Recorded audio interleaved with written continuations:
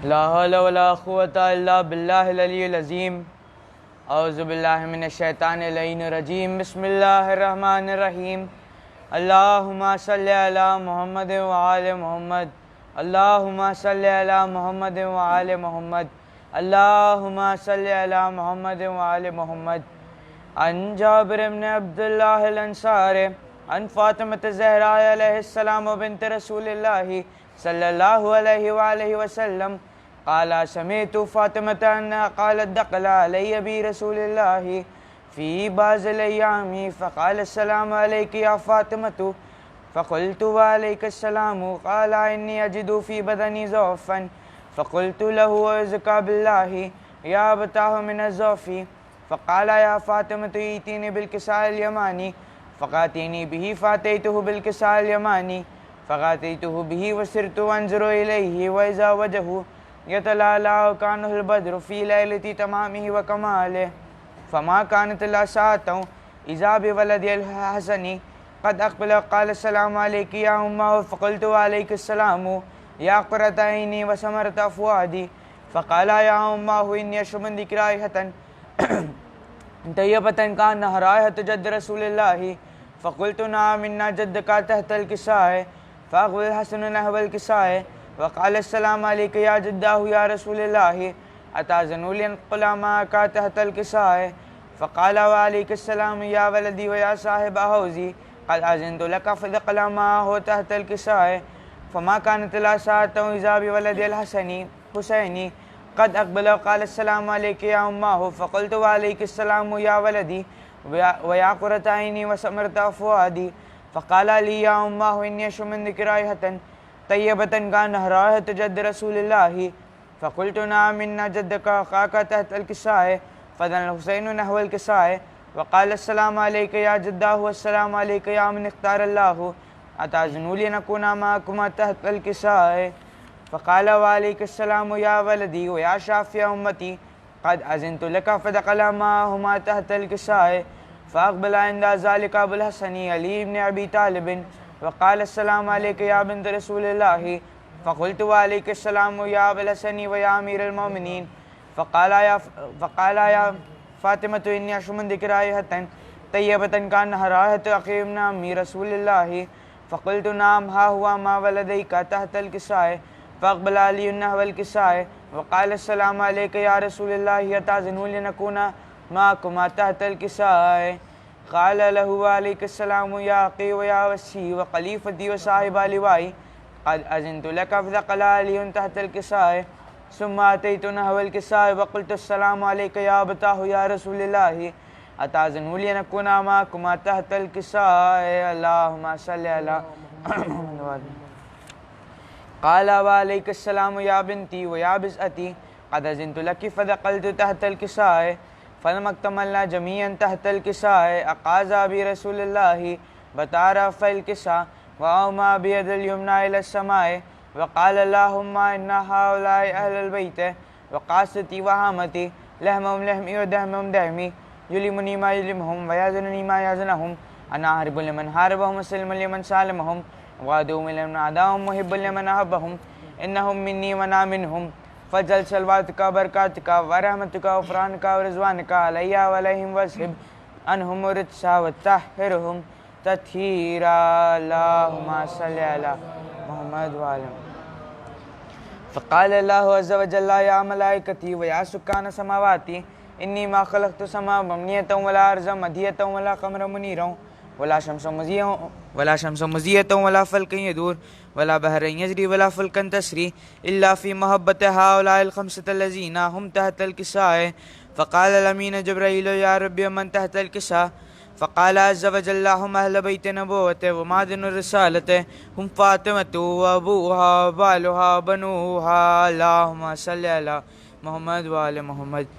فقال جبرائيل يا ربي أتأذن لي أن أهبط للأرض ليكون معهم سادسا. فقال الله نعم قد أذنت لك.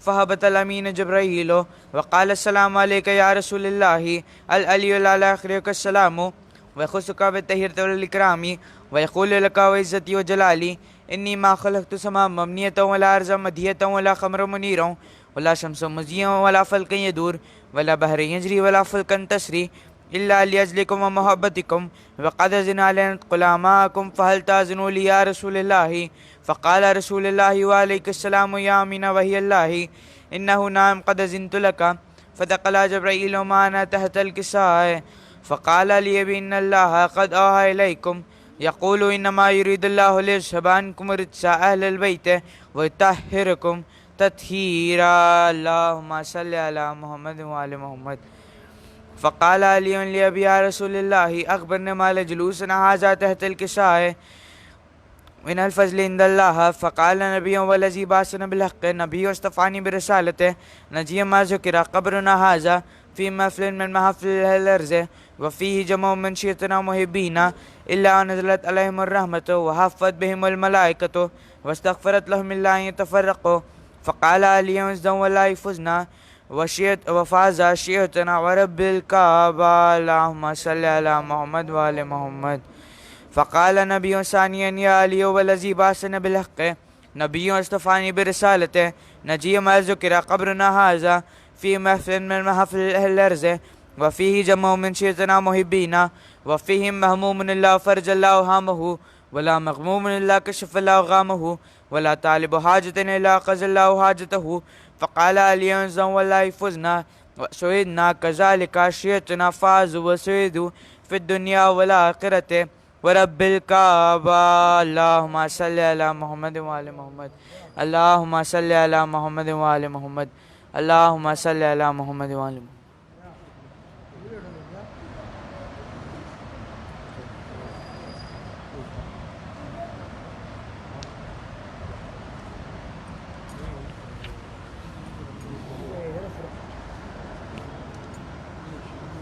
بر محمد وآل محمد صلوات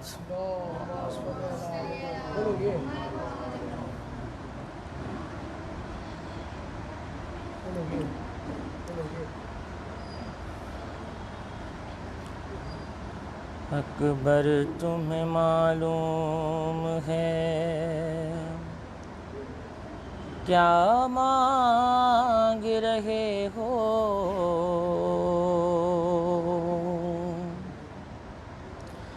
تم باپ سے مرنے کی رضا مانگ رہے ہو اس عالم غربت میں تمہیں جانے دوں کیسے اس دشت مصیبت میں تمہیں جانے دوں کیسے اس وقت قیامت میں تمہیں جانے دوں کیسے اے لال جو تم اذن بغا مانگ رہے ہو تم باپ سے مرنے کی رضا مانگ رہے ہو اکبر تمہیں معلوم ہے کیا مانگ رہے ہو تم باپ سے مرنے کی رضا مانگ رہے ہو کیا گزرے گی اس باپ کے دل پر نہیں سوچا تم نے یہ میری جالی اکبر نہیں سوچا مر جاؤں گا میں تجھ سے بچھڑ کر نہیں سوچا تم مجھ سے ضعیفی کا سا مانگ رہے ہو تم باپ سے مرنے کی رضا مانگ رہے ہو اکبر تمہیں معلوم ہے کیا مانگ رہے ہو تم باپ سے مرنے کی رضا کہ دل روتا ہے نظروں سے اگر دور ہو بیٹا کس طرح جدائی تیری منظور ہو بیٹا، تم ہی میری آنکھیں ہو میرا نور ہو بیٹا، مجھ سے میری آنکھوں کی ضیا مانگ رہے ہو، تم باپ سے مرنے کی رضا مانگ رہے ہو، اکبر تمہیں معلوم ہے کیا مانگ رہے ہو، تم باپ سے مرنے کی رضا مانگ رہے ہو، دل روتا ہے نظروں سے اگر دور ہو بیٹا، کس طرح جدائی تیری منظور ہو بیٹا، تم ہی میری آنکھیں ہو میرا نور ہو بیٹا، مجھ سے میری آنکھوں کی ضیا مانگ رہے ہو، تم باپ سے مرنے کی رضا مانگ رہے ہو، اکبر تمہیں معلوم ہے کیا مانگ رہے ہو، تم باپ سے مرنے کی رضا مانگ رہے ہو، آہا رن سے جب کھا کے سینہ اکبر ذیشاں آئے، ماں کی خدمت میں کوئی آن کے مہمان آئے، گھر میں لاشے کو لیے شاہ شہیداں آئے، نوحہ گر خاک بسر چاک گرے باں آئے، دی صدا قتل ہوئے یوسف ثانی بانو، مل گئی خاک میں اکبر، مل گئی خاک میں اکبر کی جوانی بانو، دیکھ لے آخری دیدار پسر مرتا ہے،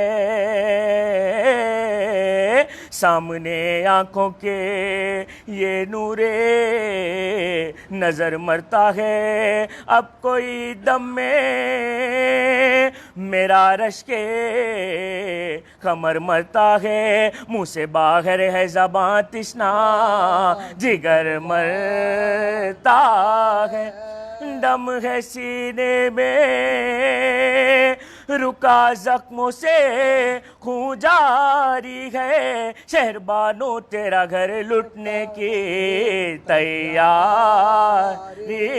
ہے۔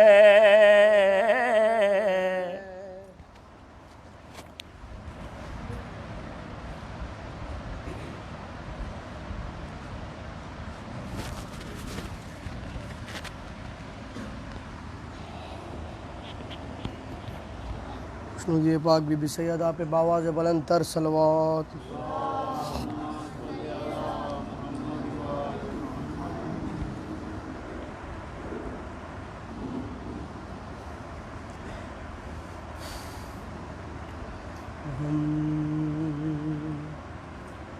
بھول نہیں پائی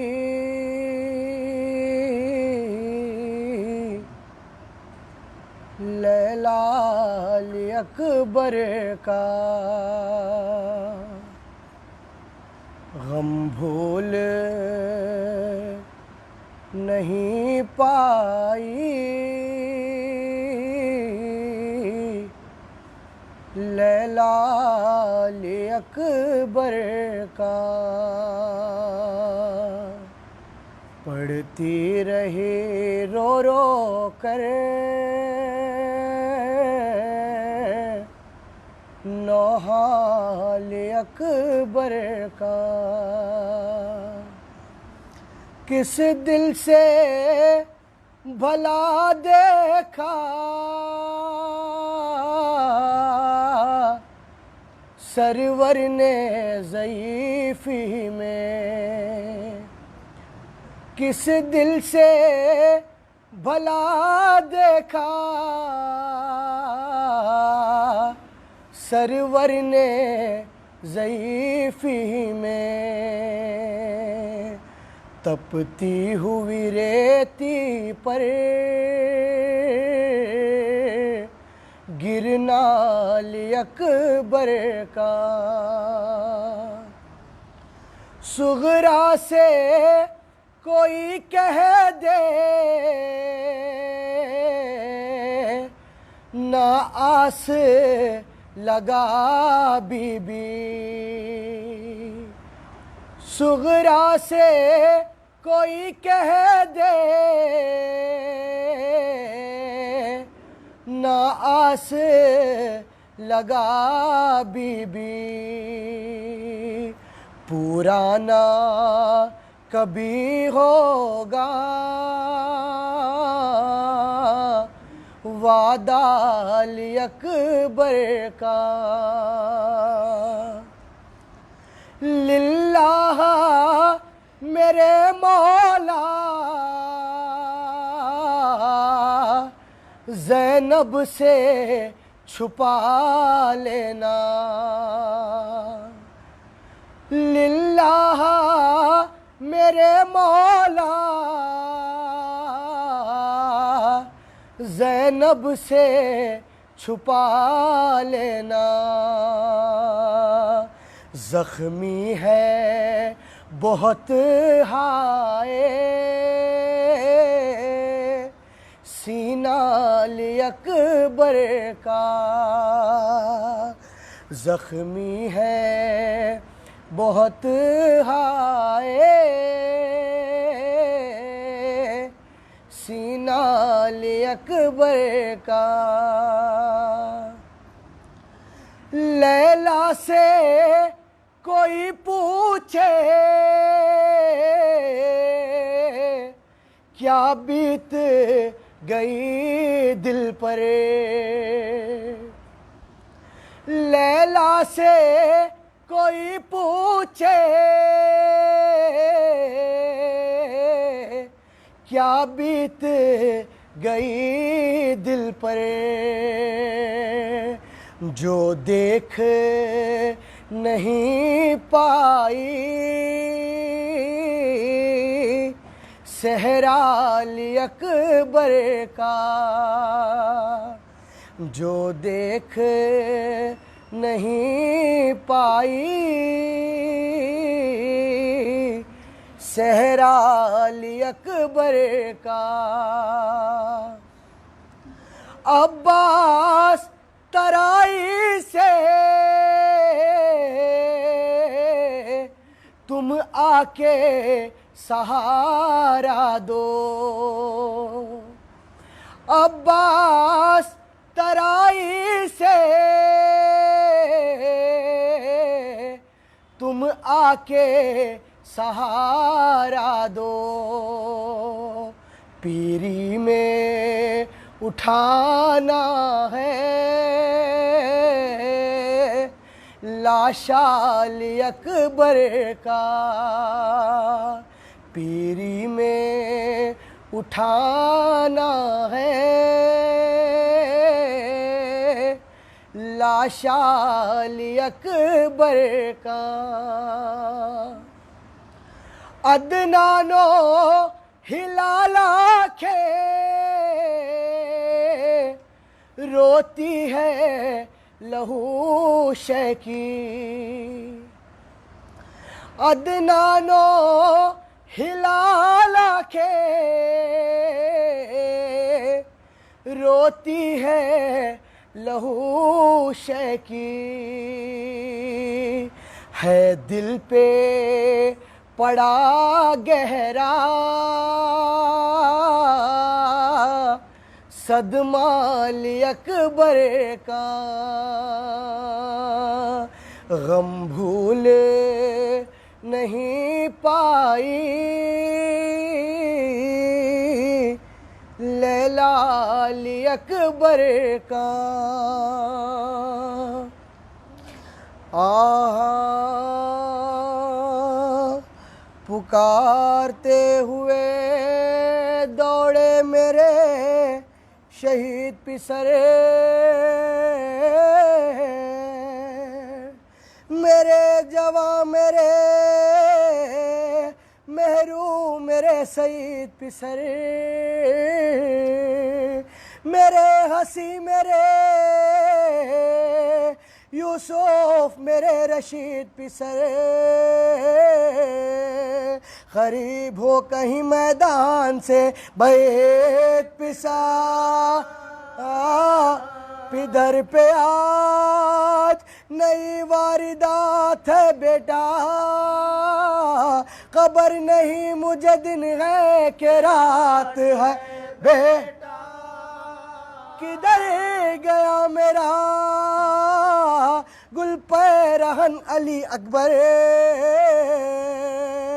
میرا خالق میرے کمسوم خان علی اکبر، جوان مر گئے غریب الوطن علی اکبر، اجاڑ کر گئے میرا چمن علی اکبر، بلا کے گھر سے یہاں اشقیاء نے لوٹ لیا، دہائی ہے کہ مجھے کربلا نے لوٹ لیا، یہ ذکر تھا کہ صدا آئی دور سے ناگاہ، پکاری جوڑی سے بانو پسر ملا کے نہیں، بتاؤ محرم زخم جگر ملا کے نہیں، ستم کے ابر میں میرا قمر ملا کے نہیں، علی کے لال وہ علی گوہر ملا کے نہیں، شتاب لو میرے منتوں کے پالے کو، تمہیں سے لوں گی میں اپنے مراد، تمہیں سے لوں گی میں اپنے مراد والے کو،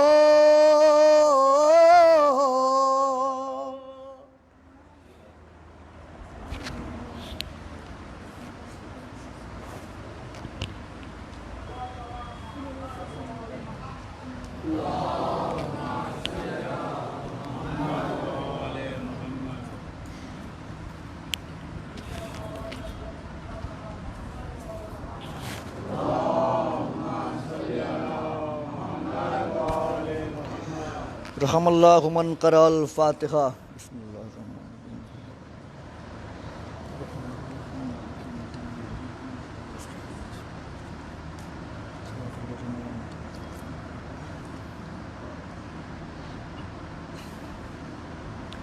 لا حول ولا قوة الا باللہ العلی العظیم۔ اعوذ باللہ من الشیطان اللعین الرجیم۔ بسم اللہ الرحمن الرحیم۔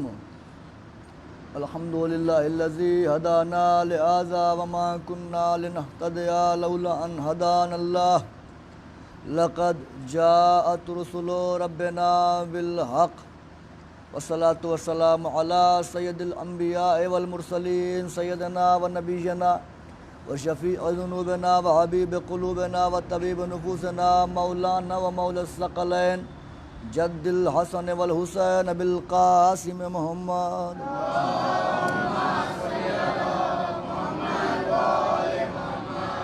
وعلى أهل بيته الطيبين الطاهرين المعصومين المظلومين المنتخبين المنتجبين الذين أذهب الله عنهم الرجس وطهرهم تطهيرا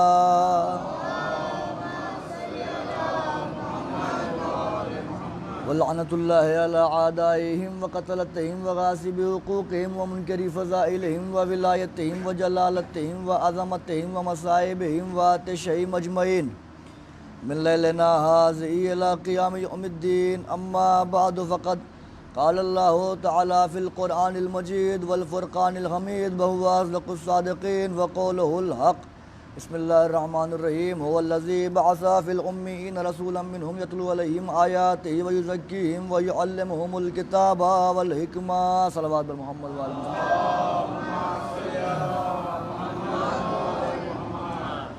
ہر حمد، ہر ثنا، ہر عظمت، ہر بلندی، ہر عزت، ہر توقیر، ہر شہرت، ہر منقبت، ہر فضیلت، ہر قصیدہ سزاوار ہے اس خدا وحدہ لا شریک کے لیے جو ایک چھپا ہوا خزانہ تھا، جس نے قلزم لا سے گوہر مکان کو پے کرے وجود عطا کیا اور خود لا مکان رہا، جس نے تخلیق فطرت و تکوین ما سوا کا ارادہ کیا اور ایک ادائے کن کے ذریعے چشم زدن سے بھی کم وقفے میں چندی عالم آئے گوناگوں کو کتمان عدم سے نکال کر منصع شہود پر جلوہ گر کر دیا۔ درود اور سلام ہو ان انوار مقدسات پر، ذات واجب نے جنہیں اپنی معرفت کے لیے اپنے نور سے خلق فرمایا، وہ انوار جو اس کی اندیت میں مکین تھے، اس کی وحدانیت کو نشر کرنے کے لیے دنیا میں جلوہ گر ہوئے، لوگوں کو اس کی توحید کی طرف دعوت دی اور باز گشت کر کے اس کے نور میں ضم ہو گئے۔ اس خدا وحدہ لا شریک کی سب سے بڑی حمد اور ثنا یہ ہے کہ وہ ان ہستیوں کا خالق ہے جو فرش پہ ہوں تو سب کے سب محمد ہوتے ہیں، عرش پہ ہوں تو سب کے سب علی ہوتے ہیں۔ اس خدا وحدہ لا شریک کے واجب الوجود ہونے پر دلیل کے لیے بس یہی کہہ دینا کافی ہے کہ وہ ہستیاں اس کو سجدہ کرتی ہیں جن کے لیے شافعی جیسا امام اعظم اپنی پوری زندگی کہتا رہا کفا فی فضل مولانا علی جن اقوع شک فیہ انہ اللہ ومات الشافعی ام لیسا یدری علی جن رب ہو ام رب اللہ۔ شافعی پوری زندگی کوشش کرتے رہے لیکن سمجھ نہ سکے ان کا رب اللہ ہے یا ان کا رب علی ہے۔ میں ہزاروں بار عمر نو پاؤں اور ان کی دہلیز کے جاروب کش سلمان کی نالین کے تسموں سے لپٹی ہوئی خاک پاک کے ذروں کو اپنے چہرے پر ملتا رہوں اور پھر سلمان دنیا ادراک میں معرفت کے تخت پر جلوہ افروز ہو کر ایمان کے 10 درجے کا تاج اپنے ماتھے پر سجا کر میری طرف ایک نحیف سی نگاہ کر دے، تب کہیں ممکن ہے کہ میں انوار خدا کی شان میں کچھ بولوں، ایک صلوات پڑھ دے محمد والے۔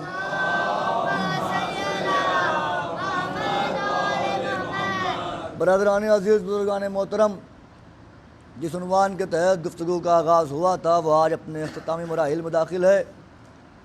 ہدایت اور قرآن کے عنوان سے گفتگو شروع ہوئی تھی، میں نے اپنے معروضات آیت اور حدیث کی روشنی میں آپ تک پہنچائے۔ آج بھی کوشش کروں گا کچھ اہم معروضات آپ کی طرف ارسال کروں، اسے موصول کیجئے گا۔ قرآن بھی ہدایت ہے، آل محمد بھی ہدایت ہیں، قرآن بھی اترا ہے، آل محمد بھی اترے ہیں۔ قرآن ہدایت کرتا ہے تحریری اعتبار سے، معصوم ہدایت کرتا ہے تحریری اور تقریری اعتبار سے، دونوں اعتبار سے معصوم ہدایت کرتا ہے۔ قرآن ہادی تو ہے لیکن بولتا نہیں ہے، قرآن ہدایت تو ہے لیکن خاموش رہتا ہے۔ تو جب قرآن ہدایت ہے، تجھے اللہ نے ہدایت بنا دیا تو تو بولتا کیوں نہیں؟ تو کسی کو ٹوکتا کیوں نہیں؟ تو کسی کو روکتا کیوں نہیں؟ قرآن ہی جواب دے گا، میں قرآن ہوں لیکن صامت قرآن ہوں، میں اکیلا نہیں آیا ہوں، میرے ساتھ ناطق قرآن بھی آئے ہیں۔ جو دعویٰ اللہ مجھ میں کرے گا ثابت یہ بولتے ہوئے قرآن کریں گے، وہ جو بھی دعویٰ کرے گا قرآن میں۔ اب ہدایت قرآن کے ذریعے ملتی ہے، معصوم کے ذریعے ملتی ہے۔ اللہ قرآن میں کہہ رہا ہے کلو من علیہا فان وَيَبْقَى وَجْهُ رَبِّكَ ذُو الْجَلَالِ وَالْإِكْرَامِ، کائنات کی ہر شے فنا ہو جائے گی، فان اس میں فاعل ہے، ہر شے فنا ہو جائے گی، عربی کی ترکیب کے اعتبار سے یہاں پر بھی باق آنا چاہیے تھا، اس میں فاعل آنا چاہیے تھا، لیکن اللہ نے فعل مضارع استعمال کیا، یبقا، سوائے اللہ کے چہرے کے جو باقی رہتا ہے اور باقی رہے گا۔ جو فعل مضارع ہوتا ہے وہ دو معنی دیتا ہے، ایک جو چل رہا ہوتا ہے پریزنٹ اس کا، اور جو ایک آنے والا ہوتا ہے مستقبل جسے فیوچر کہتے ہیں اس کا معنی دیتا ہے۔ تو قرآن میں اللہ کیا کہہ رہا ہے کہ ہر شے فنا ہو جائے گی، ہر شے فنا ہو جائے گی۔ وَيَبْقَى وَجْهُ رَبِّكَ ذُو الْجَلَالِ وَالْإِكْرَامِ، اور باقی رہے گا تو اللہ کا وہ چہرہ جو جلالت والا ہے، جو اکرام والا ہے۔ پھر اگلی آیت میں کہا کُلُّ شَيْءٍ هَالِكٌ إِلَّا وَجْهُهُ، ہر شے ہلاک ہو جائے گی سوائے اس کے چہرے کے۔ پہلی آیت میں کہا ہر شے فنا ہو جائے گی، دوسری آیت میں کہا ہر شے ہلاک ہو جائے گی۔ اچھا، لکھنے والوں نے یہ بھی کہا کہ یہ اللہ وجہ سے مراد اللہ ہے۔ اچھا، وجہ سے مراد اللہ ہے تو اللہ یہ بھی تو کہہ سکتا تھا کلو شیء ہالک الا اللہ، ہر شے ہلاک ہو جائے گی سوائے اللہ کے۔ اللہ نے یہ تو نہیں کہا، اللہ کہہ رہا ہے ہر شے ہلاک ہو جائے گی سوائے میرے چہرے کے، ہر شے مٹ جانے والی سوائے اس کے چہرے کے۔ اب قرآن ہدایت کرے گا اس کا چہرہ کون ہے، کیونکہ قرآن ہادی ہے، قرآن بتائے گا وہ چہرہ کون ہے جو باقی رہے گا، سب مٹ جائے گا، اس کا چہرہ باقی رہے گا، اس کا چہرہ ہلاک نہیں ہوگا، اس کا چہرہ فنا نہیں ہوگا، اس کا چہرہ ہمیشہ سے تھا، ہمیشہ رہے گا، کبھی مٹنے والا نہیں، کبھی فنا ہونے والا نہیں۔ اب قرآن کی آیت پھر کہہ رہی ہے وَمَا لِأَحَدٍ عِنْدَهُ مِن نِعْمَةٍ تُجْزَىٰ إِلَّا ابْتِغَاءَ وَجْهِ رَبِّكَ الْأَعْلَىٰ۔ اللہ کہہ رہا ہے دنیا والوں، تم نے مجھے کوئی نعمت تھوڑی دی ہے جس کی تم کو جزا دے رہا ہوں؟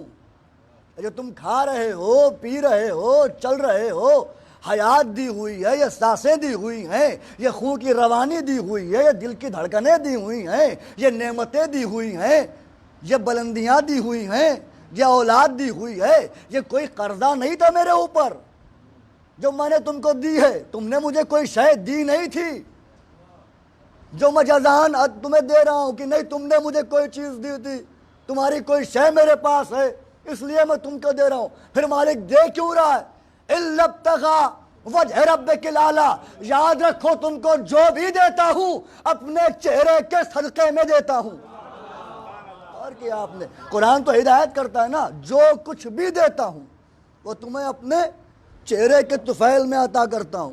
یعنی تمہیں جو رزق ملا چہرے کے طفیل میں، وجہ اللہ کے طفیل میں، تمہیں جو اولاد ملی وجہ اللہ کے طفیل میں، تمہیں جو سانسیں ملی وجہ اللہ کے طفیل میں، تمہیں جو آنکھیں ملی وجہ اللہ کے طفیل میں، تمہیں جو سماعت ملی وجہ اللہ کے طفیل میں، تمہیں جو بصارت ملی وجہ اللہ کے طفیل میں، تمہیں جو گویائی ملی وجہ اللہ کے طفیل میں، تمہیں جو زبان ملی وجہ اللہ کے طفیل میں، تمہیں جو یہ وجود ملا وجہ اللہ کے طفیل میں، تمہارا وجود وجہ اللہ کے طفیل میں ہے، تمہارا رزق وجہ اللہ کے طفیل میں ہے۔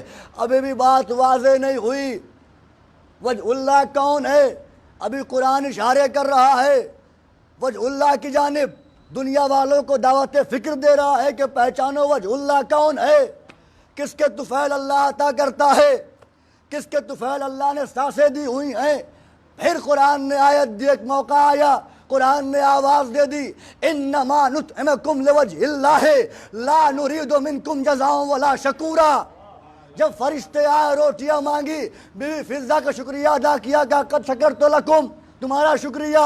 بیوی نے کہا انما نطعمکم لوجہ اللہ لا نرید منکم جزاء ولا شکورا، ہم نے یہ روٹیاں تمہارے شکریہ کے لیے نہیں دی ہیں بلکہ تمہیں وجہ اللہ کے صدقے میں دی ہیں۔ وجہ اللہ کے صدقے میں دی ہیں۔ یہ وجہ اللہ کون ہے؟ امام نے فرمایا نحنو وجہ اللہ، ہم وجہ اللہ ہیں۔ گویا فضہ یہ کہہ رہی ہیں تمہیں جو روٹیاں دی ہیں وہ محمد، علی اور ان کی اولاد کے صدقے میں دی ہیں۔ اب ایک بات قابل غور ہے، جو فرشتے آئے سب جانتے ہیں کہ فقیر نہیں آیا تھا، فرشتے ہی فقیر بن کے آئے تھے۔ فرشتے مسکین بن کے آئے تھے، فرشتے یتیم بن کے آئے تھے، فرشتے روٹیاں تو کھاتے نہیں ہیں، فرشتوں کو بھوک تو لگتی نہیں ہے، یہ روٹیاں لے کہاں گئے؟ مانگی کیوں؟ مانگی کیوں؟ کیوں مانگی؟ کس کے لیے لے گئے؟ جو روٹیاں زہرا نے بنائی تھیں وہ خانے جنت کے لیے زینت بنی، جنت میں لے گئے زینت کے لیے، اور وہ روٹیاں موجود رہیں، چونکہ وہ زہرا کی بنائی ہوئی روٹیاں تھیں تو باکمال ہوں گی نا، چونکہ زہرا نے بنائی ہیں، زہرا کی بنائی ہوئی روٹیاں ہیں تو باکمال روٹیاں ہوں گی، باکمال روٹیاں ہوں گی۔ اب اگر آپ کو معلوم یہ کرنا ہے وہ روٹیاں گئی کہاں، تو وہ روٹیاں کہیں گئی نہیں، وہ روٹیاں وہاں موجود ہیں، اور اسی روٹیوں کے صدقے میں کروڑوں لوگ جب کربلا جاتے ہیں، توجہ کیا آپ نے، کروڑوں لوگ جب کربلا جاتے ہیں تو بھئی کون ہوتا ہے جو اتنا کھانا بناتا ہے، کون ہوتا ہے جو اتنی روٹیاں بناتا ہے، کون ہوتا ہے جو اتنا لنگر لٹاتا ہے؟ کروڑوں کی تعداد میں لوگ ہوتے ہیں، لیکن خدا کی قسم کوئی ایک بھی نہیں ملتا جو یہ کہے کہ آج مجھے کھانا نہیں ملا، آج میں بھوکا رہ گیا، آج مجھے روٹیاں نہیں ملی۔ یہ روٹیاں کہاں سے مل رہی ہیں؟ یہ وہی روٹیوں کا صدقہ ہے جو فاطمہ کی بنی ہوئی روٹیاں عرش پہ گئی تھیں۔ غور کیا آپ نے؟ جو آج عزاداروں کے مقدر میں آ رہی ہیں، اسی کے طفیل میں مل رہی ہیں۔ تو روٹیاں کس نے مانگی؟ فرشتوں نے۔ اب ایک زاویہ اس میں ہے، کہتا ہے نا قرآن ہدایت کر رہا ہے، زاویہ اس میں ہے۔ فرشتوں میں کون تھے؟ جبرائیل، اسرافیل، میکائیل۔ قابل غور بات تو یہی ہے کہ اس میں ایک فرشتہ میکائیل بھی ہے، اور میکائیل وہ فرشتہ ہے جسے اللہ نے بنایا ہی اسی لیے ہے کہ وہ رزق بانٹے، اور ہی نہیں کیا آپ نے۔ اگر غور کیا ہوتا تو آپ یہاں نہ ہوتے۔ میکائیل وہ فرشتہ ہے جس کی ڈیوٹی یہی ہے کہ رزق دے، رزق بانٹے، رزق تقسیم کرے، جس کا رزق چاہے بڑھا دے، جس کا چاہے کم کر دے، باذن اللہ، اللہ کے اذن سے۔ یہ معمور اسی لیے ہے۔ ایک فرشتہ بارش برساتا ہے، ایک فرشتہ ہوا چلاتا ہے۔ یہ جو فرشتہ ہے میکائیل، اس کی ڈیوٹی یہی ہے کہ رزق دے، رزق دے۔ اب ذرا میکائیل سے پوچھتے ہیں، تم معصوم ہو، اللہ کی جانب سے تمہیں یہ منصب ملا، یہ عہدہ ملا، تم تو خود رزق بانٹتے ہو، جب تم خود قاسم رزق ہو، رزق تقسیم کرتے ہو، تو پھر یہ آج مانگ کیوں رہے ہو؟ جب تم خود رزق بانٹ رہے ہو، اللہ نے تمہیں قاسم بنایا ہے رزق کا، تم رزق تقسیم کر رہے ہو، تو آج در علی پہ یہ آ کے روٹیاں مانگی کیوں؟ اور کیجئے، خدا کی قسم اگر آپ میرے ساتھ رہے تو شہپر ولایت نکلیں گے اور آپ اڑنے لگیں گے۔ مانگی کیوں؟ جب اللہ نے تمہیں خود بنایا ہے قاسم رزق، تم تقسیم کرتے ہو رزق، پوری دنیا کو ایک وقت میں بانٹتے ہو۔ کسی نے اعتراض کیا کہ ایک وقت میں میکائیل اتنوں کو رزق کیسے دے سکتے ہیں؟ کوئی معترض ہوا؟ کوئی اعتراض نہیں کرتا۔ ہاں بھائی، اللہ کا حکم ہے۔ اچھا، اللہ کے حکم سے میکائیل جو چاہے کر دیں۔ اگر ہم کہیں کہ اللہ کی عطا کردہ قوت سے علی مردے زندہ کر دیتا ہے تو منہ بن جاتا ہے؟ بھائی ہم نے یہ تو نہیں کہا نا، ہم تو کہتے ہیں کہ علی کے اوپر ایک حاکم ہے، جو علی کا حاکم ہے وہ اللہ ہے، اسے زیب دیتا ہے اللہ ہونا، جو علی کا خالق ہے۔ کبھی بات ہوئی، وقت ملا تو بتاؤں گا، اللہ قرآن میں کہتا ہے کہ میری جیسی مخلوق کس نے بنائی، پھر حدیث اور آیت سے استنباط کروں گا کہ وہ مخلوق کون سی ہے جس پر اللہ فخر کر رہا ہے۔ بہرکیف یہ میکائیل مانگ رہے روٹیاں، دے دو مجھے روٹیاں۔ کیوں مانگی صاحب؟ تم تو خود رزق پہ قاسم ہو، پوری کائنات کو رزق بانٹ رہے ہو، پوری دنیا کو رزق دے رہے ہو، تو تم کیوں مانگ رہے ہو در علی سے؟ عجب نہیں میکائیل جواب دے، جملہ حوالے کر رہا ہوں، عجب نہیں میکائیل جواب دے، نادان تو سمجھا نہیں، میں رازق رزق، میں قاسم رزق ہوں، اسی لیے تو علی کے دروازے پر آیا ہوں۔ بھائی جب تم قاسم رزق ہو تو دروازے پر آئے کیوں؟ کہ آیا اسی لیے ہوں، جب علی کے در سے ملے گا تو دنیا کو بانٹوں گا۔ ہائے ہائے، غور کیا آپ نے؟ صلوات پڑھ دے محمد والے محمد پر.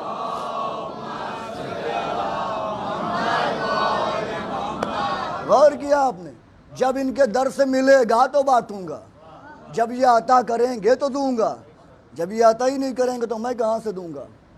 ہر چیز میں ایک ہدایت ہے، ہر چیز میں ایک اشارہ. قرآن اسی لیے کہتا ہے کہ مجھے ٹھہر ٹھہر کے سمجھ سمجھ کے پڑھو، رٹو نہیں، ایسے نکل نہ جاؤ آیتیں پڑھ کے. آیتیں پڑھو، اسے غور کرو، اور کبھی یہ مت سوچنا کہ صرف قرآن مولوی صاحب سمجھیں گے، علامہ صاحب سمجھیں گے. قرآن میں یہ دعویٰ نہیں ہے کہ میں مولویوں کے لیے ہدایت ہوں، میں عالموں کے لیے ہدایت ہوں. قرآن میں یہ دعویٰ ہے کہ میں پوری عالمین کے لیے ہدایت ہوں.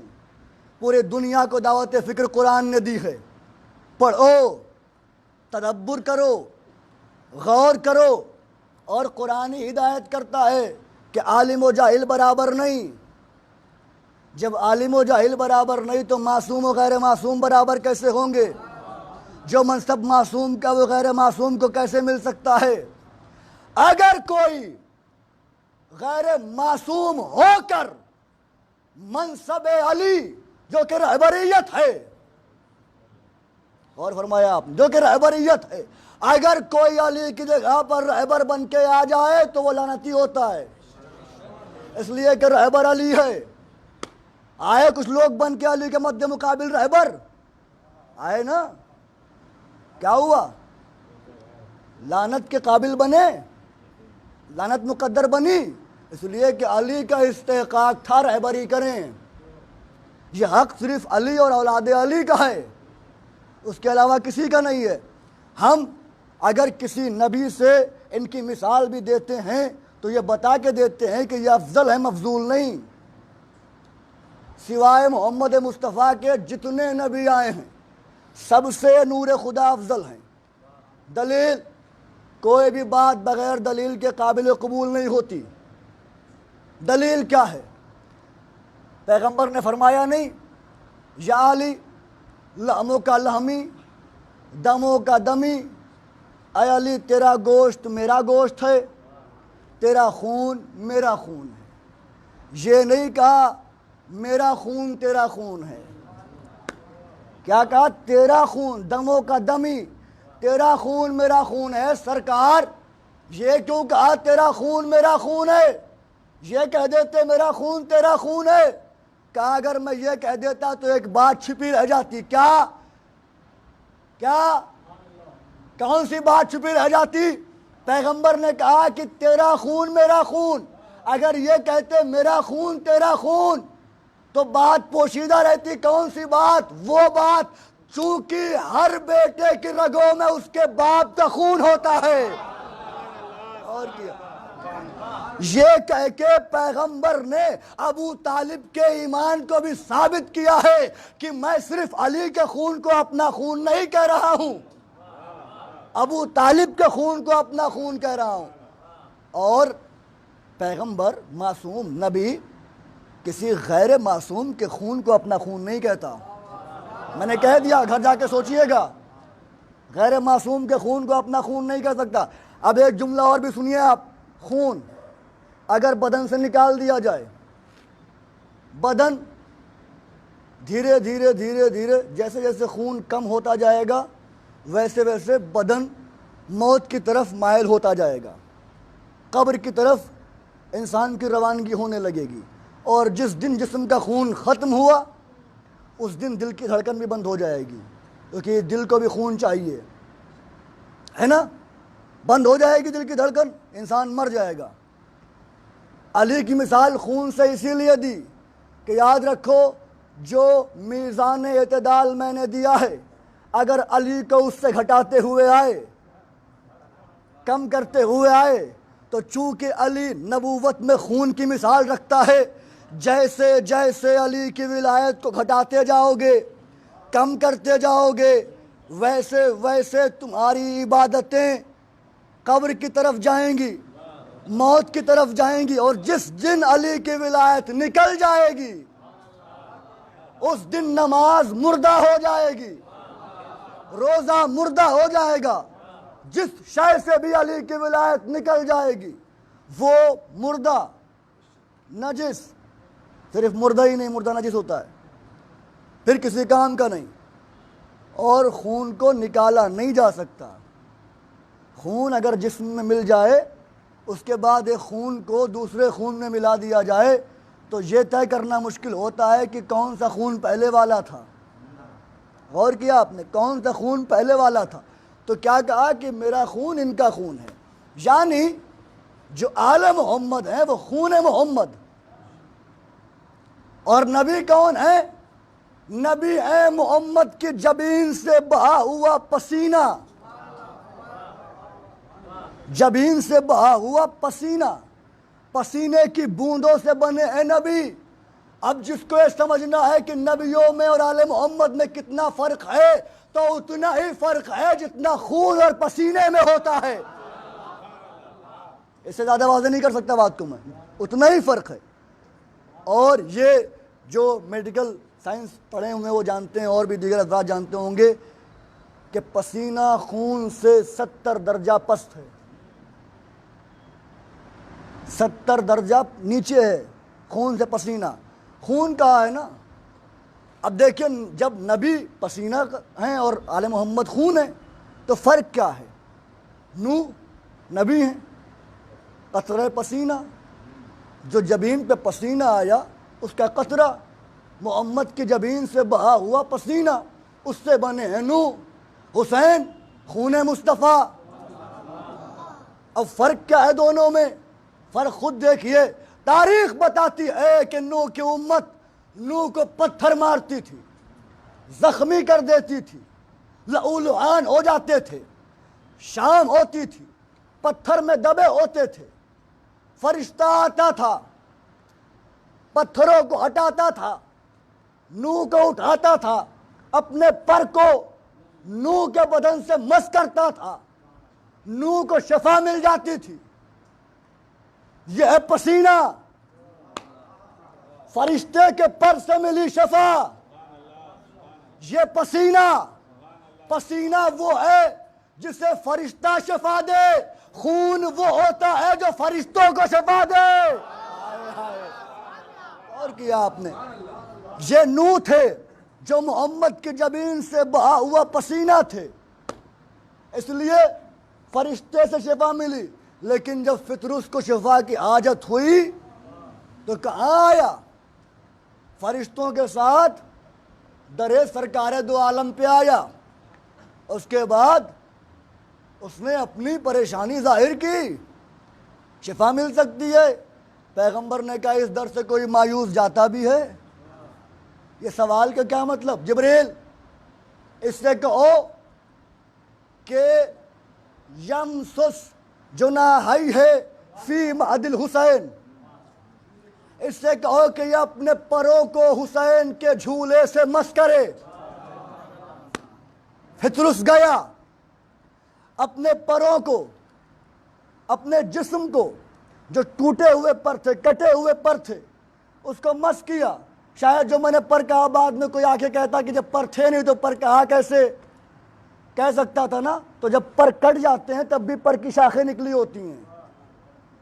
اس نے آ کے اپنے ٹوٹے ہوئے پروں کو مس کیا، وہی پرواز، وہی پر پھر سے نکلے، اور جب نکلے تو پھر جو میں پہلے تھی اس کی، اس سے دگنی میں آ گئی۔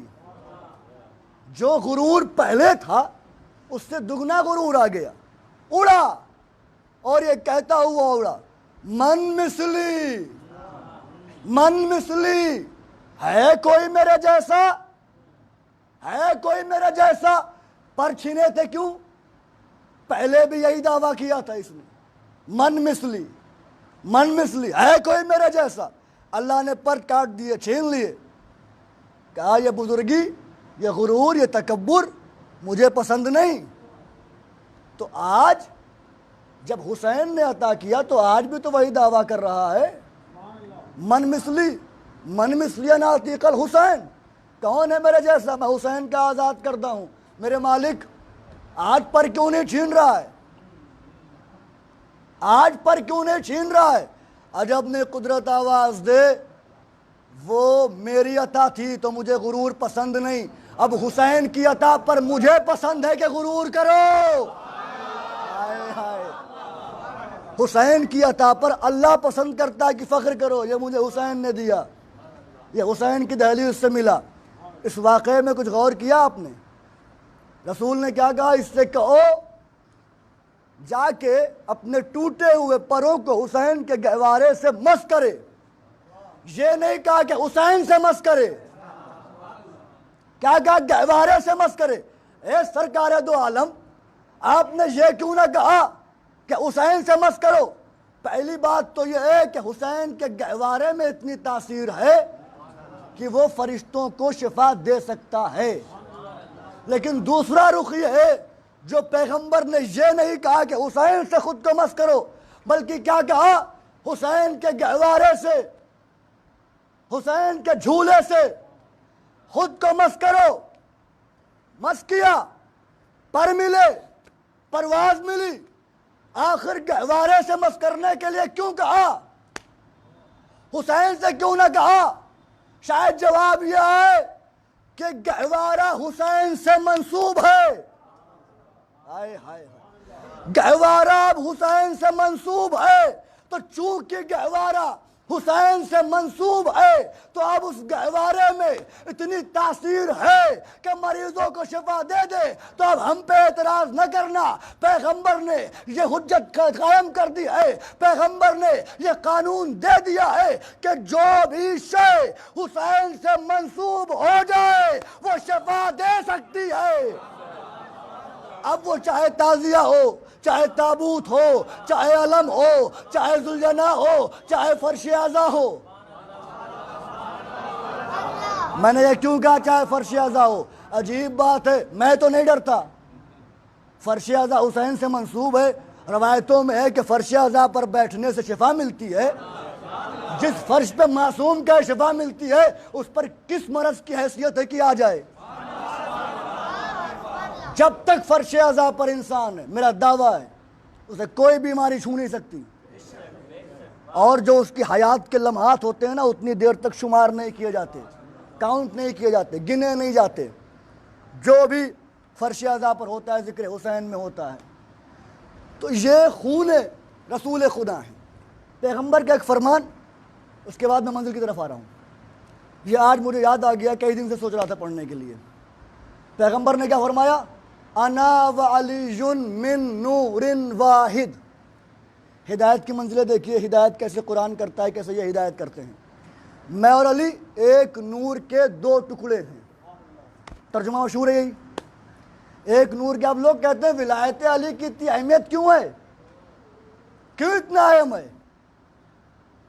خدا درجات بلند کرے مرحوم علامہ ناصر عباس صاحب کے، میں نے انہیں بھی اس چیز کو ایکسپلین کرتے ہوئے دیکھا، اور یہ روایتوں میں اور پھر علماء نے اس کو کیسے ایکسپلین کیا ہے وہ بھی موجود ہے۔ کیا کہا؟ انا و علی من نور واحد، میں اور علی ایک نور کے دو ٹکڑے ہیں، ایک نور کے دو ٹکڑے ہیں۔ یہ کارڈ ہے ایک، اسے فرض کیجئے آپ نوٹ ہے، نوٹ تو پھاڑ نہیں سکتے، جرم ہے، ورنہ نوٹ بھی دکھا دیتے آپ کو، لیکن چونکہ وہ قانون کے خلاف ہے اس لیے وہ کام نہیں کرنا ممبر سے جو قانون کے خلاف ہو۔ یہ نوٹ ہے فرض کیجئے، ابھی یہ پوری ہے۔ میں نے کہا صاحب جائیے چائے لے آئیے، آپ نے لیا، گئے لے آئے، ٹھیک ہے نا؟ یہ دیکھیے یہ میں نے اس کے ٹکڑے کیے، صاحب چائے لے آئیے۔ اب اس ٹکڑے کی چائے ملے گی؟ یہ سمجھانے کے لیے بات کر رہا ہوں میں، اس ٹکڑے کی چائے ملے گی؟ اب میں اگر آپ کو دوں گا آدھا ٹکڑا نوٹ کا، آپ کہیں گے یہ مجھے پاگل سمجھ رہے ہیں مولانا، کیا یہ بات کیا ہے؟ اچھا اگر آپ میری محبت میں لے بھی گئے، دکان پہنچے تو دکان والا تو پکا کہے گا آپ کو پاگل ہو گئے ہو کیا، یا مجھے بیوقوف سمجھ رہے ہو، یہ کیا لے کے آئے ہو؟ بھائی نوٹ ہے۔ ارے نوٹ تو ہے، اس کا آدھا حصہ کہاں ہے؟ آدھا لے کر آ گئے، آدھا کہاں ہے؟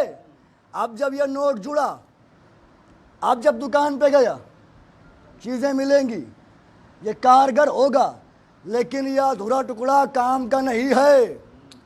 किसी के पास भी अधूरा हो काम का नहीं है। बिल्कुल ऐसे ही जैसे नोट के 2 टुकड़े हो जाएं तो एक टुकड़ा जब तक उसका दूसरा टुकड़ा ना हो कारगर नहीं होता, काम नहीं करता।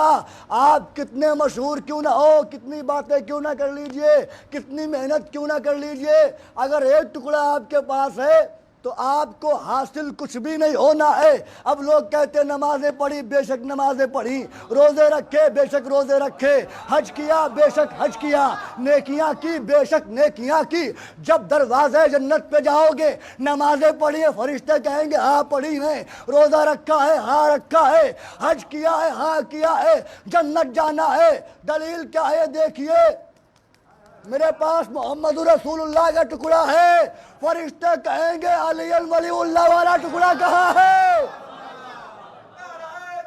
या अल्लाह, एक टुकड़ा लेकर,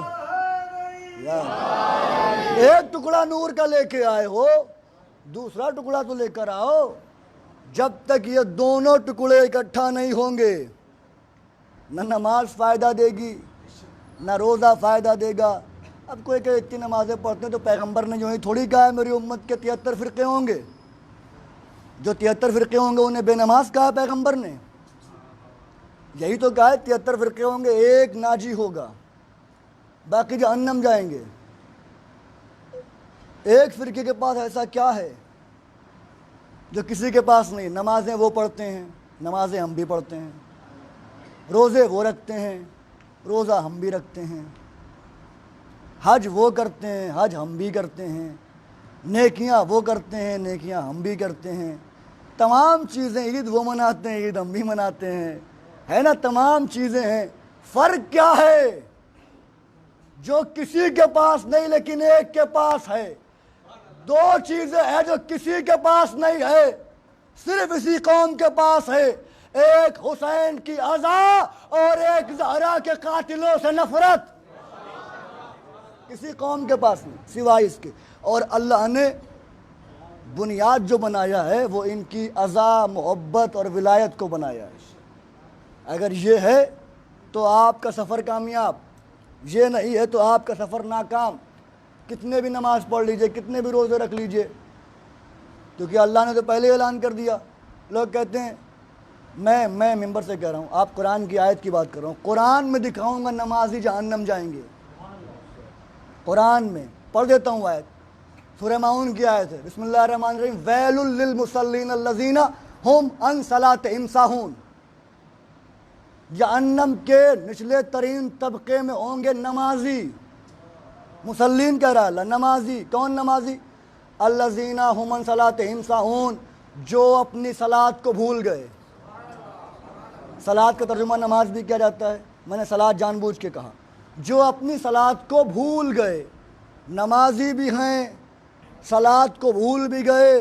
इसका मतलब वो सलात कोई और सलात है जिसे ये भूले, जिसे दरगुजर किया, जिसे नहीं माना। नमाजें तो पढ़ी लेकिन सलात को नहीं माना, मुसल्ली तो रहे, सलात को नहीं माना, नमाज को नहीं माना, नमाज पढ़ के नमाज को नहीं माना। ये कैसे बात है भाई? क्या आप जिस नमाज को समझ रहे हैं ये वो नमाज नहीं है। अगर वही नमाज होती तो अल्लाह आगे नमाज ना कहता, क्योंकि इनको नमाजी कह चुका था। इनको नमाजी कह के अल्लाह ने आगे नमाज अलग गिनी। इसका मतलब ये कोई और नमाज है, ये कोई और सलात है। कोई खिताबत नहीं कर रहा हूँ, एक पैगाम पहुँचा रहा हूँ, ये कोई और नमाज है। अब वो सलात कौन सी सलात है जिसे छोड़ने पर खुद नमाज पढ़ने वाला जहन्नम जाएगा? जिस इमाम से पूछा गया मौला माहिय सलात, वो सलात कौन सी सलात है जिसको छोड़ने पर नमाजी जहन्नम जाएगा? हर मासूम ने यही कहा, अस्सलातु हिया विलायतु अली इब्न अबी तालिब। हर मासूम ने कहा वो सलात कोई और सलात नहीं है, वो अली की विलायत है। गोया अल्लाह कह रहा है जहन्नम में वो नमाजी होंगे जो अली की विलायत को भूल गए, जो अली की विलायत को छोड़ दिए। बस अपनी मंजिल की तरफ आ रहा हूँ। आज जो शब है, जो तारीख़ है, ये ہم شکل پیغمبر سے منسوب ہے۔ ایک جملہ فضائل کا سنیے، اس کے بعد ربط مصائب۔ پورا خاندان ہادی ہے، بچہ ہو ان کے گھر کا، بظاہر بوڑھا ہو بظاہر جوان ہو، سب ہادی ہیں پورے عالم کے لیے، پوری دنیا کے لیے، پوری کائنات کے لیے۔ یہ ہماری طرح نہیں ہے، یہ اسپیشل کسی مشن کے لیے بھیجے گئے ہیں، کسی کام کے لیے بھیجے گئے ہیں، توحید کے نفاذ کے لیے بھیجے گئے ہیں۔ بی بی زینب نے جب مولا علی اکبر کو اپنی آغوش میں لیا، جب مولا علی اکبر دنیا میں آئے اپنی آغوش میں لیا تو ایک جملہ کہا تھا، ایک جملہ فرمایا، یہ جملہ بی بی کا ہے۔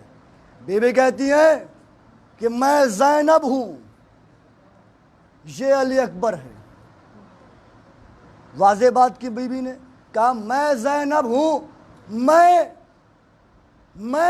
نجف کے علی کی زینت ہوں، میں نجف کے علی کی زینت ہوں اور کربلا کا علی میری زینت ہے۔ اور کیا، میری آنکھوں سے جو نکلے ہیں عزائے شہ میں۔ اللہ کتنا بزرگ ہے، اللہ کتنا بڑا ہے، یہ کیسے معلوم چلے گا؟ میری آنکھوں سے، اشرف بھائی، میری آنکھوں سے جو نکلے ہیں عزائے شہ میں، نصرت شاہ کا ان اشکوں کو لشکر کہنا۔ میری آنکھوں سے جو نکلے ہیں عزائے شہ میں، نصرت شاہ کا ان اشکوں کو لشکر کہنا، سب پہ ہو جائے گی خود اس کی بزرگی ظاہر، جب بھی اللہ کہو ساتھ میں اکبر کہنا۔ جب بھی اللہ کہو ساتھ میں اکبر کہنا، اللہ اکبر۔ جب اللہ اکبر کہو گے نا تو اس کی بزرگی ظاہر ہو جائے گی۔ سب سے بڑا اللہ ہے، اللہ اکبر، سب سے بڑا اللہ ہے۔ اکبر کہنا جب اس کی بزرگی ثابت کرنا ہو، اکبر ہوگا ساتھ میں تو اس کی بزرگی دنیا پہ ثابت ہوگی۔ یہ علی اکبر جو سیرت میں، جمال میں، صورت میں، کردار میں، گفتار میں مشابہ تھا خاتم النبیین کے، جسے 18 برس نازوں سے پالا گیا تھا، جو صاحب اولاد ہیں، جن کے جوان بیٹے ہیں، وہ محسوس کریں گے کہ ایک لفظ، زینب بہت پیار کرتی تھیں علی اکبر کو، اپنی آنکھوں سے کبھی اوجھل نہیں ہونے دیتی تھی، بس یہی کہتی تھی ہر وقت اکبر میرے سامنے رہے۔ اگر تھوڑی دیر کے لیے اکبر مجھ سے جدا ہو جاتا ہے تو میرا دل بے چین ہونے لگتا ہے۔ جو زینب ایک لمحے کے لیے اکبر کی دوری گوارا نہ کرے، اللہ جانے کربلا میں اس نے اکبر کو زخمی کیسے دیکھا۔ اجرکم علی الزہرا، اجرکم علی الحسین، آپ رونے کے لیے آمادہ ہو گئے۔ 18 برس کا نوجوان حسین، آج لوگ مثال دے دیتے ہیں، کہیں بم بلاسٹ ہو گیا، کہیں کوئی مارا گیا، لوگ کہہ دیتے ہیں ارے دوسری کربلا ہو گئی۔ ارے کیا آپ کا جوان اور ہمارا علی اکبر برابر ہے؟ حسین کا علی اکبر اور دنیا کا جوان برابر ہے؟ علی اکبر ہے۔ اگر دنیا کے لا تعداد، بلکہ یوں کہوں کہ پوری زندگی جوان پیدا ہوتے رہیں اور علی اکبر پہ فدا ہوتے رہیں، تب بھی علی اکبر کی قربانی کا حق ادا نہیں ہو سکتا۔ تپتا ہوا صحرا، سلگتا ہوا بن، منظر آپ کی نگاہوں میں آ گیا، وہی کربلا، وہی مصائب، بس یاد دہانی کے لیے داستان درد دہرائی جاتی ہے تاکہ آپ کی آنکھیں عبادت کریں اور زہرا کے رومال سے شرمسار نہ ہوں، زہرا کے رومال میں آپ کے آنسو پہنچ جائیں۔ حسین کے آوان و انصار شہید ہو رہے ہیں، اچانک علی اکبر آئے۔ علی اکبر کب آئے؟ جب چچا عباس کے بازو کٹ گئے، مشکیزہ چھد گیا، دریا پا شیر شانے کٹا کے سو گیا۔ علی اکبر آئے، بابا اب یہ تنہائی دیکھی نہیں جاتی، بابا اب یہ مشکل دیکھی نہیں جاتی، مجھے میدان کی اجازت دیجیے، میں جاؤں اور جان کا نذرانہ آپ پہ پیش کروں، اپنی جان کو آپ پہ فدا کروں۔ حسین سر جھکا کے بیٹھ گئے۔ بیٹا جس نے 18 برس نازوں سے پالا ہے اس زینب سے پوچھو۔ علی اکبر نے سنا خیمے میں آئے، پھوپھی اماں مجھے اجازت دیجیے۔ جناب زینب علی اکبر کے سینے کو دیکھتی جاتی ہیں، روتی جاتی ہیں، دیکھتی جاتی ہیں، روتی جاتی ہیں۔ بہت روئیں گے آپ، کچھ بولتی نہیں ہیں۔ اچانک علی اکبر نے کہا پھوپھی اماں میرے بابا لعینوں میں گرے ہیں، مجھے اجازت دیجیے۔ کہا میرے لال تجھے کیسے اجازت دوں، تجھ پہ تو آنا محمد کو فدا کر دیا، تجھے کیسے مرنے کی رضا دوں۔ اے میرے لال میں تجھے رن کی اجازت نہیں دے سکتی۔ بس جیسے ہی بی بی نے کہا علی اکبر تڑپ گئے۔ کہا پھوپھی اماں انصاف کرو، اگر روز محشر دادی نے پوچھا زینب اکبر پیارا تھا یا میرا حسین تو کیا جواب دو گی؟ بس یہ کہنا تھا زینب بے قرار ہو گئی، میرے لال تمہیں حسین پر قربان کیا، جاؤ میرے لال۔ آئے علی اکبر، رہوار پر سوار ہوئے، بابا سے رخصت ہوئے، میدان کی جانب چلے۔ ابھی تھوڑی دور چلے تھے کہ علی اکبر کے کانوں میں کوئی آواز آئی۔ اب جو علی اکبر نے دیکھا تو کیا دیکھا، 57 سال کا ضعیف حسین پیچھے پیچھے چلا آ رہا ہے۔ اے میرے لال اکبر! علی اکبر نے رہوار کو روکا، پشتے رہوار سے نیچے اترے، بابا کو سینے سے لگایا۔ اے میرے بابا آپ نے تو رخصت کر دیا تھا، یہ پیچھے پیچھے کیوں آ رہے ہو؟ حسین نے ایک عجیب جواب دیا کہ میرے لال کاش میں اکبر ہوتا تم حسین ہوتے تو یہ سوال نہ کرتے۔ میرے لال خدا کاش تمہیں صاحب اولاد کرتا، تمہاری شادی ہوتی، تمہارے بھی جوان بیٹا ہوتا، پھر تم یہ سوال نہ کرتے۔ میرے لال باپ کی محبت بڑی عجیب ہوتی ہے، مجھے محبت مجبور کر رہی ہے کہ میں تیرے پیچھے آؤں۔ علی اکبر نے بابا کی جبین چومی، بابا کو دلاسا دیا، پھر سے رہوار پر سوار ہوئے، میدان میں آئے۔ بی بی زینب کا ایک قول سنا کے مصائب پڑھ رہا ہوں۔ بی بی کہتی ہیں کہ جب بھی کوئی ذاکر علی اکبر کے مصائب پڑھتا ہے، اگر کوئی نہیں روتا علی اکبر پہ تو مجھ زینب کو دکھ ہوتا ہے۔ پوچھا گیا کیوں بی بی آپ کو دکھ ہوتا ہے؟ کہ اس لیے کہ اس نے تو دیکھا نہیں لیکن میں نے دن میں 9 دفعہ علی اکبر کے قاتل کو علی اکبر کے سر کے ساتھ کھیلتے ہوئے دیکھا۔ اجرکم الزہراء اجرکم الحسین۔ امام فرماتے ہیں جب بھی علی اکبر کے مصائب ہوں، کسی کی کوئی مراد کوئی منت جو بہت دنوں سے مانگ رہا ہو پوری نہ ہوتی ہو، جب علی اکبر پہ تڑپ کے رونا ہے اللہ سے وہ دعا مانگ لینا، اللہ وہ دعا ضرور پوری کرے گا۔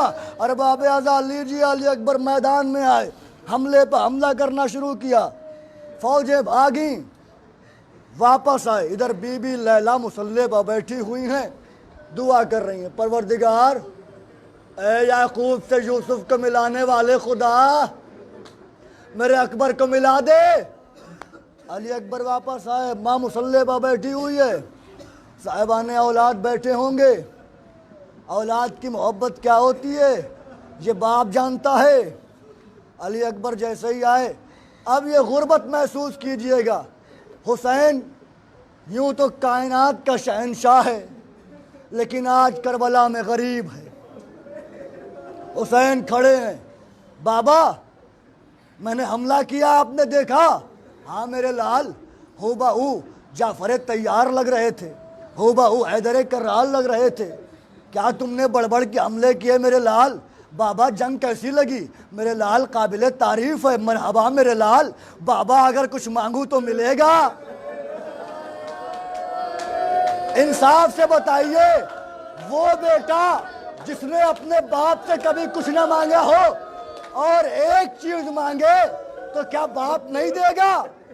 باپ پوری کوشش کرے گا کہ اپنے بیٹے کی خواہش پوری کروں۔ میرے لال تم نے آج تک کچھ نہ مانگا، اس عالم غربت میں تمہارا باپ تمہیں کیا دے سکتا ہے میرے لال؟ کہ بابا کچھ نہیں چاہیے، بس چند گھونٹ پانی کا اہتمام کر دو، چند قطرے پانی مل جائے بابا، اللہ اکبر. شرمائیے نہیں, یہی آوازیں پسند ہے بی بی کو. تڑپ کے رویا کیجئے, بلک کے رویا کیجئے, سسک کے رویا کیجئے. وہ بی بی برقع پوش بی بی یہیں کہیں پردے میں ہوگی.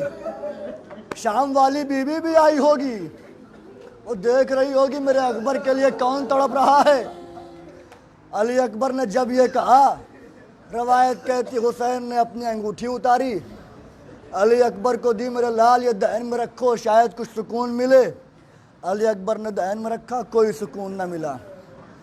ایک عمل کیا حسین نے, کہا میرے لال اپنی زبان میرے دہن میں دو. علی اکبر نے اپنی زبان حسین کے دہن میں دی.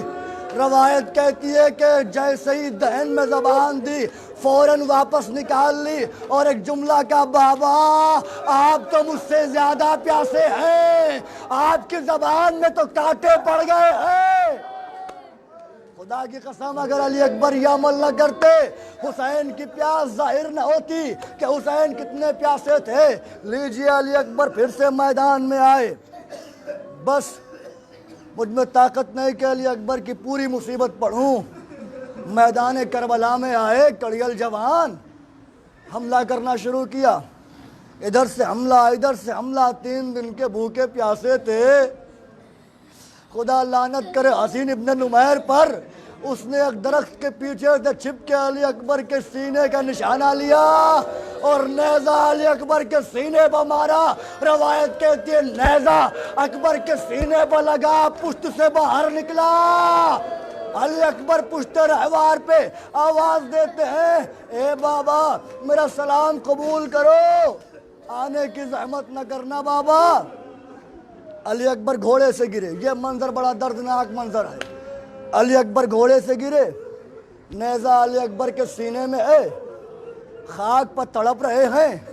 ایک ظالم دوڑتا ہوا آیا, اس نے کہا تمہارا باپ حسین ہے نا؟ علی اکبر نے درد کے عالم میں کہا ہاں میرا باپ حسین ہے. کہا ہم نے سنا ہے تیرا باپ بڑا صابر ہے, ہم نے سنا ہے تیرا باپ بڑا صابر ہے. علی اکبر نے کہا میرا بابا بڑا صابر ہے. جیسے ہی علی اکبر نے کہا, اس ظالم نے علی اکبر کے سینے میں نیزہ توڑ دیا. کہا آج دیکھوں گا تیرا باپ کتنا بڑا صابر ہے, آج دیکھوں گا تیرا باپ کتنا بڑا صابر ہے. نیزے کی آنی توڑ دی. علی اکبر تڑپ رہے ہیں. ادھر حسین علی اکبر کی جانب دوڑے, آواز دیتے ہیں ایک کربلا کے علی, ایک کربلا کے علی مجھے آواز دو. اے نجف کے علی کہاں رہ گئے؟ آج نہ تم سن رہے ہو حسین کی آواز, ایک کربلا کے علی تم تو میری آواز سنو, آواز دو اپنے بابا کو. روایت کہتی ہے حسین گرتے تھے اٹھتے تھے. کیسے حسین پہنچے؟ پسر بر لاش پسر زانو بزانو رسید. جیسے 6 مہینے کا بچہ گھٹنیوں چلتا ہوا اپنی ماں کی طرف جاتا ہے, ویسے حسین گھٹنیوں چلتے ہوئے علی اکبر کے پاس آئے اور ایک جملہ کہا, الدنیا بعد کلفا یا بنیا. اے میرے لال میری آنکھوں کی بینائی چلی گئی, اے میرے نور نظر میری آنکھوں کی روشنی چلی گئی, اے میرے لال مجھے کچھ دکھتا نہیں ہے. یہ کہتے ہوئے علی اکبر کے قریب آئے. علی اکبر کے سر کو بس 2 منٹ, مجلس تمام, آپ سن بھی نہیں پائیں گے, میں پڑھ بھی نہیں پاؤں گا, اس لیے کہ علی اکبر کے مصائب پڑھنا کوئی آسان نہیں, علی اکبر کے مصائب سننا کوئی آسان نہیں. حسین نے اکبر کے سر کو اپنے زانوں پر رکھا, زلفوں میں کربلا کی دھول لگی ہوئی تھی. پیروں کو دیکھا, پیروں میں دھول لگی ہوئی تھی. چہرہ خون سے تر تھا, ہاتھوں میں خون لگا ہوا تھا. حسین نے ایک جملہ کہا, میرے لال تمہارے زلفوں کی گرد یہ صاف صاف بتا رہی ہے کہ تم نے درد سے بہت دیر تک ایڑیاں رگڑی ہیں. اللہ اکبر. میرے لال بہت دیر تک ایڑیاں رگڑی ہیں میرے لال، میری کمر تو تیرے امو کی جدائی میں ٹوٹ گئی میرے لال، اب آنکھوں سے کچھ دکھتا نہیں میرے لال، بڑا مجبور ہو گیا تیرا باپ۔ علی اکبر ایک ہاتھ سینے پر رکھے تھے، ایک ہاتھ سے سلام کیا تھا۔ حسین نے کہا میرے لال تم نے ایک ہاتھ سے کیوں سلام کیا جبکہ ہمیشہ دونوں ہاتھ سے سلام کیا کرتے تھے؟ علی اکبر نے کہا بابا کوئی بات ہے، میں نہیں چاہتا آپ کے دل کو چوٹ لگے۔ کیا ہوا میرے لال، یہ سینے پہ ہاتھ کیوں رکھے ہو؟ میرے لال یہ سینے سے ہاتھ ہٹاؤ۔ علی اکبر نے ہاتھ ہٹایا، حسین نے زخمی سینہ دیکھا۔ میرے لال یہ کیا ہوا؟ بابا ظالم نے نیزہ توڑ دیا۔ اے بابا بڑی تکلیف ہے بابا، نیزہ نکالو بابا، بس تمام مجلس، بابا نیزہ نکال دو، بڑی اذیت ہے بابا، بڑی تکلیف ہے بابا۔ روایت کہتی ہے حسین نے آستینوں کو سمیٹا، علی اکبر کے سینے پر ہاتھ رکھا۔ بس یہی مجلس تمام ہو جائے گی، جملہ محسوس کیجئے گا، میں وضاحت نہیں کروں گا جملے کی۔ یہ علی اکبر حسین نے سینے پر ہاتھ رکھا اور ایک ہاتھ سے ٹوٹی ہوئی انی پکڑی۔ انی کو اٹھانا میری طرف دیکھیے گا، یہ علی اکبر کا سینہ، یہ نیزے کی انی، اب انی کھینچ رہے ہیں، یہ اکبر اٹھ رہے ہیں۔ یہ نیزہ کھینچنا چاہا، اکبر اٹھے، نیزہ اوپر ہوا، اکبر اٹھے، پھر اوپر ہوا، پھر اٹھے، حسین نے چھوڑ دیا، نیزہ نہیں نکالا۔ پھر حسین نے کوشش کی، جیسے جیسے نیزہ کھینچنا چاہتے تھے اکبر اٹھنے لگتے تھے، پھر چھوڑ دیا۔ تیسری بار علی اکبر سے رہا نہ گیا، اکبر نے کہا بابا تکلیف برداشت نہیں، نیزہ کیوں نہیں نکالتے؟ بس ختم مجلس۔ کہا میرے لال نیزہ کیسے نکالوں؟ نیزہ اکیلا نہیں آ رہا ہے، نیزے میں تیرا کلیجہ لپٹا ہوا باہر آ رہا ہے۔ کہ نکالو بابا، یا علی مدد کہہ کے اب جو نیزے کی انی کھینچی، اکبر کا کلیجہ نیزے میں لپٹا ہوا، آواز دی پروردگار گواہ رہنا، اکبر جیسا لال تیری بارگاہ میں قربان کر دیا۔ اے میرے پروردگار گواہ رہنا، اکبر جیسا نوجوان تیری راہ میں فدا کر دیا۔ علی اکبر کی روح جنت کو پرواز کر گئی۔ ایک باپ نے اپنی آنکھوں سے اپنے بیٹے کا دم نکلتے ہوئے دیکھا، اپنے بیٹے کو بچا نہ سکا۔ الا لعنت اللہ للقوم الظالمین، سيعلم الذين ظلموا أيام القلب ينقلبون۔ اللهم لنا ولا ظالم ظلم حق محمد وآل محمد وآخر تابع له ولا ذلك۔ اللهم لنا الإصابة التي جاهدت الحسين عليه السلام وشايعت وبايعت وتابعت على قتله، اللهم لنهم جميعا۔ اللهم خص أنت ولا ظالم باللان مني وابدأ به أولا ثم الثاني والثالث والرابع۔ اللهم لن يزيد ابن معاوية خامسا، ولن عبيد الله ابن زياد وابن مرجان تومر ابن سعد وشمرا وعلى أبي سفيان وعلى زياد وعلى مروان إلى يوم القيامة۔ عظم الله أجورنا وأجوركم بمصاب الحسين بجاه محمد وآل محمد۔